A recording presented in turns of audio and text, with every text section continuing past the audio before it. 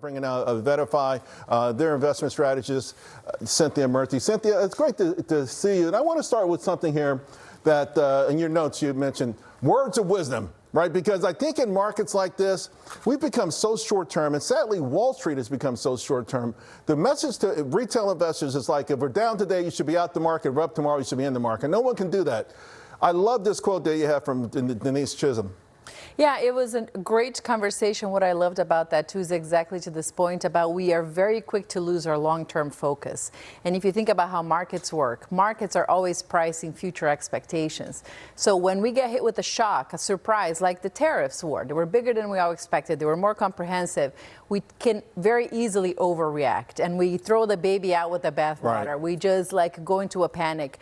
And so it's important to remember that we're actually pricing is the future. And that future is looking really unclear right now. I'm going to read this for the audience, particularly those on radio, right? The market discounts bad news in advance, and it moves very quickly, so be careful of selling too much into bad news. I mean, that sounds like investing 101, and yet, if you look almost every single day, almost every major firm seems to be sort of gaming the day-to-day down moves in the market.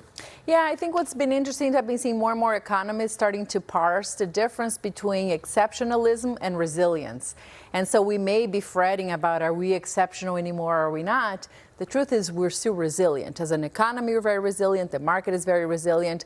You know, so whether it's exceptional or not, based on the standards I look at it boxing. I'm not sure if you're a boxing fan, but Muhammad Ali set the stage. Until you beat the champ is the champ.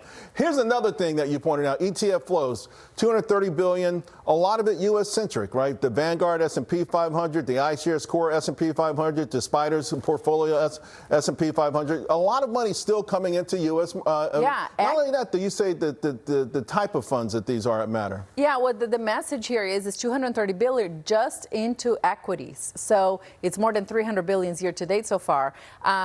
A lot of that money is still chasing your classic U.S. large cap exposure. It's broad-based, it's diverse portfolios, but it's not looking for different ways to navigate outside of U.S. equities. We've seen an effort to diversify, but U.S. stocks are still very much in. Also, you have some new ideas for if you want U.S. exposure. These are two new fund ETFs? Yeah, these ETFs just launched last week, and what I wanted to highlight them for you, Charles, is because they really an ETF for the time. So if you're really focused on the tariff conversation and the trade war, about 40% of S&P 500 revenues come from international markets.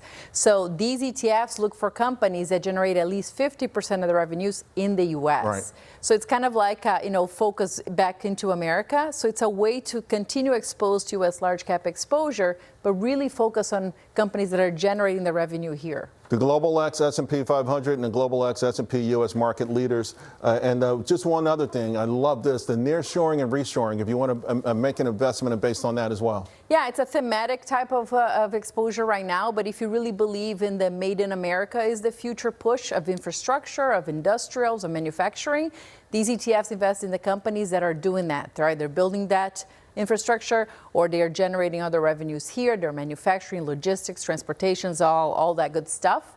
So this is that back to Made in America effort. Again, a great play if you're really concerned with losing sleep over this tariff talk. By the way, the symbols, folks, NRSH, nearshoring, RSHO, reshoring, and I love this one, MADE, made in America. That's right. All right, I still believe. It's great having you, Cinthia. Great to see As you, always, Charles. thank you very much.